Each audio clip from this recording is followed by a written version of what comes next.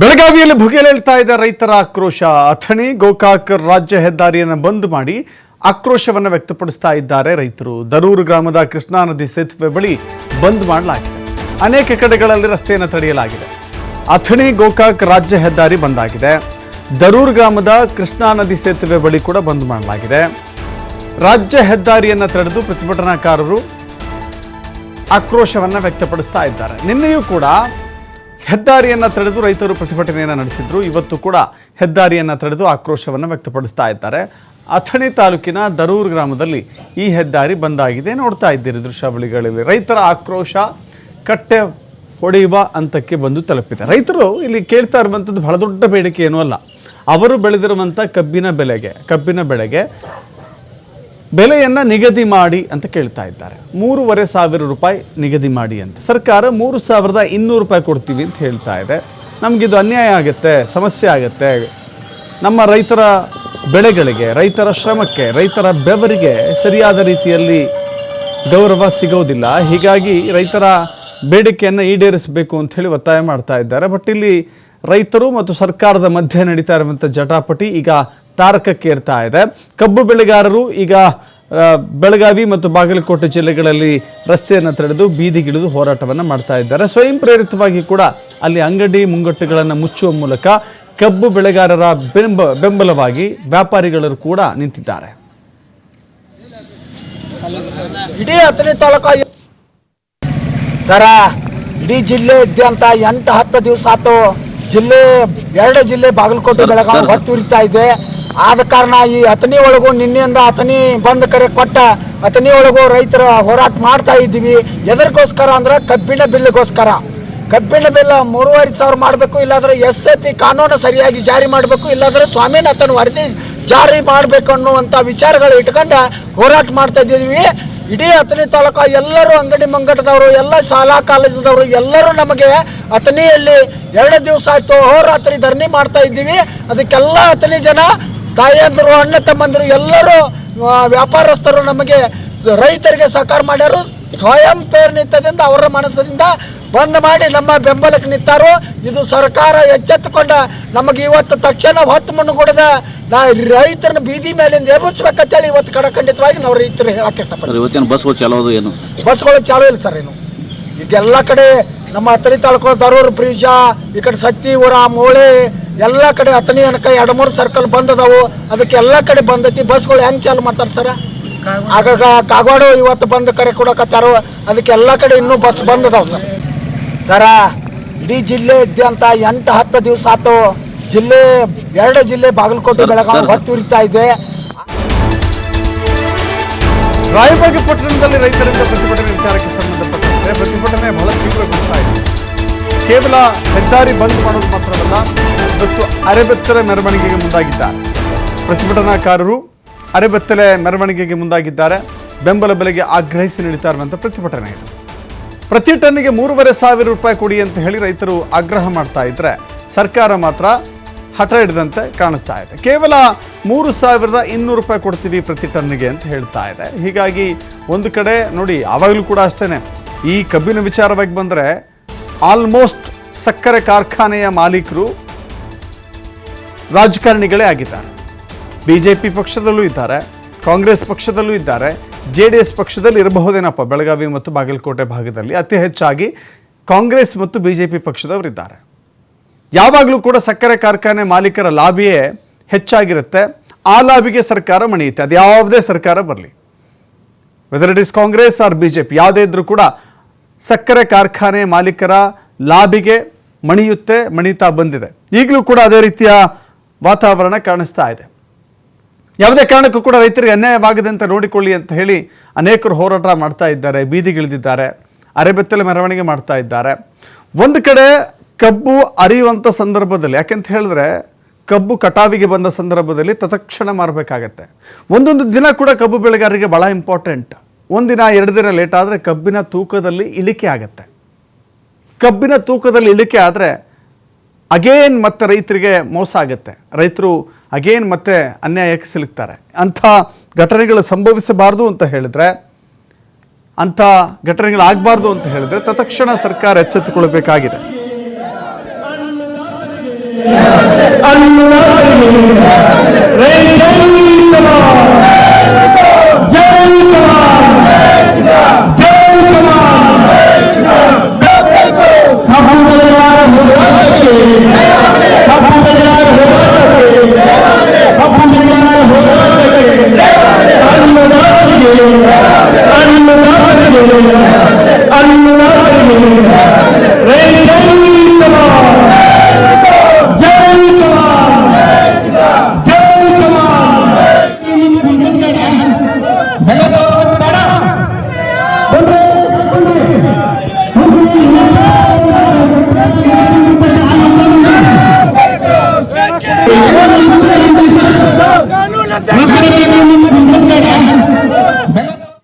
ಮತ್ತಷ್ಟು ಮಾಹಿತಿ ನಮ್ಮ ಪ್ರತಿನಿಧಿ ಶ್ರೀಧರ್ ನೀಡ್ತಾರೆ. ಶ್ರೀಧರ್, ನಾ ಕೊಡೆ ನೀ ಬಿಡೆ ಅನ್ನೋ ರೀತಿಯಲ್ಲಿ ಕಾಣಿಸ್ತಾ ಇದೆ. ಯಾವುದೇ ಕಾರಣಕ್ಕೂ ನಾವು ಹಿಂದೆ ಸರಿಯೋದಿಲ್ಲ, ಬೆಂಬಲ ಬೆಲೆಯನ್ನು ಕೊಡಲೇಬೇಕು ಅಂತ ಹೇಳಿ ರೈತರು ಹೋರಾಟವನ್ನು ಮಾಡ್ತಾ ಇದ್ದಾರೆ. ಬಟ್ ಸರ್ಕಾರ ಈ ಹಠಮಾರಿ ಧೋರಣೆಯನ್ನು ಕೈ ಬಿಡಬೇಕಾಗಿದೆ, ರೈತರ ಬೆಂಬಲಕ್ಕೆ ನಿಲ್ಲಬೇಕಾಗಿದೆ. ಯಾಕಂತ ಹೇಳಿದ್ರೆ ಯಾವಾಗಲೂ ಕೂಡ ಅಷ್ಟೇ, ಯಾವುದೇ ಸರ್ಕಾರ ಇರಲಿ ಅದು ಯಾವಾಗಲೂ ಕೂಡ ಸಕ್ಕರೆ ಕಾರ್ಖಾನೆ ಮಾಲೀಕರ ಲಾಭಿಗೆ ಮಣಿತಾರೆ, ಅವ್ರು ಹೇಳ್ದಂಗೆ ಕೇಳ್ತಾರೆ, ಅವ್ರು ಹೇಳ್ದಂಗೆ ಕುಣಿತಾರೆ. ಈ ಬಾರಿ ಆದರೂ ಕೂಡ ಅಟ್ಲೀಸ್ಟ್ ರೈತರ ಬೆನ್ನಿಗೆ ನಿಲ್ಲುವಂಥ ಕೆಲಸ ಆಗಬೇಕಾಗಿದೆ. ಈಗ ರೈತರು ಮತ್ತು ಸರ್ಕಾರದ ಮಧ್ಯೆ ನಡೀತಾ ಇರುವಂಥ ಈ ಜಟಾಪಟಿ ತಾರಕಕ್ಕೆ ಏರ್ತಾ ಇದೆ. ಇನ್ನೂ ತಾರಕಕ್ಕೆ ಏರಬಾರ್ದು ಅಂತ ಹೇಳಿದ್ರೆ ಹಿಂದೆ ಅನೇಕ ಕಹಿ ಘಟನೆಗಳಾಗಿದ್ದು ಸರ್ಕಾರ ಮರಿಬಾರ್ದು ಈ ಸಂದರ್ಭದಲ್ಲಿ ಅಂತ.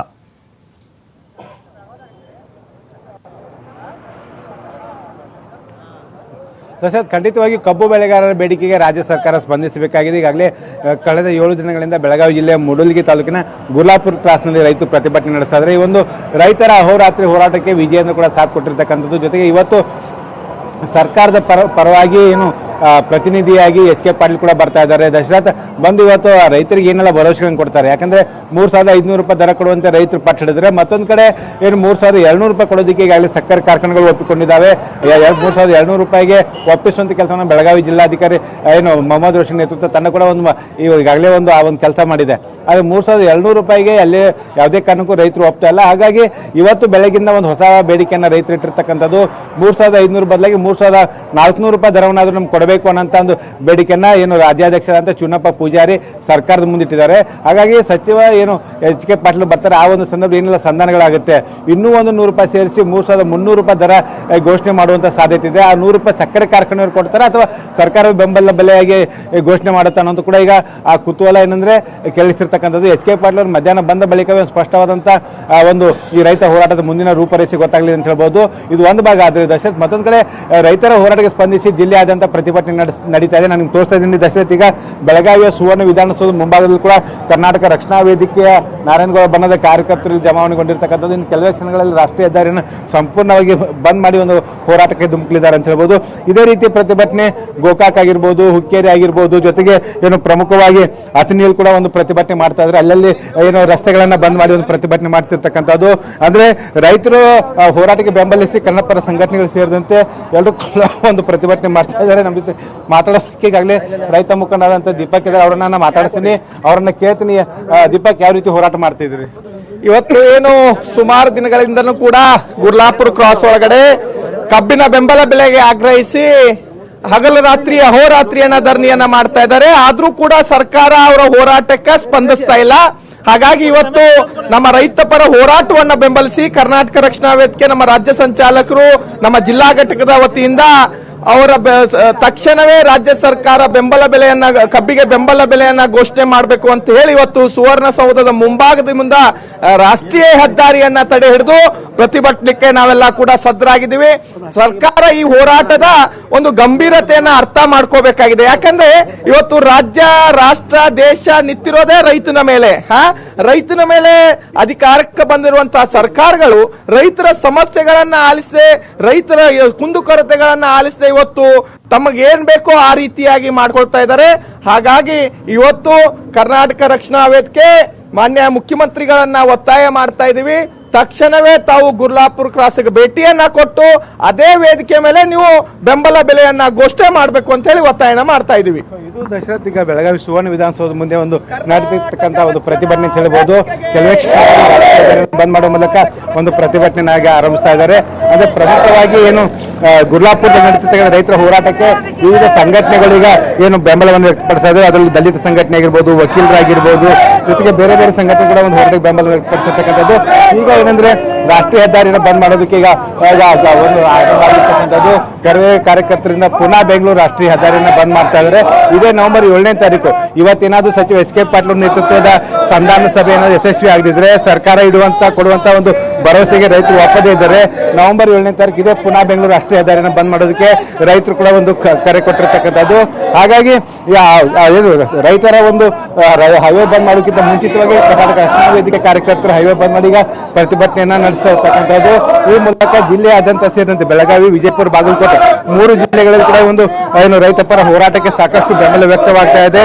ಅಲ್ಲಲ್ಲಿ ಏನು ಎಲ್ಲಾ ಸಂಘಟನೆಗಳು ಕೂಡ ಬೀದಿಗಿಳಿದು ಚಳವಳಿಯನ್ನು ಮಾಡ್ತಾ ಇದೆ.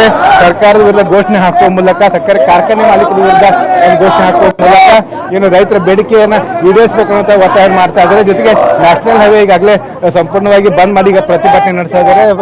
ದಶರಥ್, ಒಟ್ಟಿನಲ್ಲಿ ಹೇಳ್ಬೇಕಂದ್ರೆ ಬೆಳಗಾವಿಯಲ್ಲಿ ಈಗ ಕಬ್ಬು ಬೆಳೆಗಾರರ ಹೋರಾಟ ತೀವ್ರ ಸ್ವರೂಪ ಪಡೆದುಕೊಳ್ತಾ ಇದೆ. ಎಲ್ಲಾ ಕಡೆ ಕೂಡ ಒಂದು ರಸ್ತೆ ಚಳವಳಿ ಮಾಡುವ ಮೂಲಕ ಸರ್ಕಾರಕ್ಕೆ ಏನು ರೈತರ ಬೇಡಿಕೆಗೆ ಸ್ಪಂದಿಸುವಂತ ನಿಟ್ಟಿನಲ್ಲಿ ಏನು ಹಕ್ಕೊತ್ತಾಯ ಮಾಡುವಂತ ಕೆಲಸವನ್ನ ರೈತರ ಜೊತೆಗೆ ವಿವಿಧ ಕನ್ನಡ ಸಂಘಟನೆಗಳು ಕೂಡ ಮಾಡ್ತಾ ಇದ್ದಾವೆ. Dasharath, yes, thank you Sridhar ನಿಮ್ಮೆಲ್ಲ ಮಾಹಿತಿಗೆ. ಮಾಡಬೇಕು, ಇಲ್ಲಾಂದ್ರೆ ಸ್ವಾಮಿನಾಥನ್ ವರದಿ ಜಾರಿ ಮಾಡಬೇಕು ಅನ್ನುವಂತ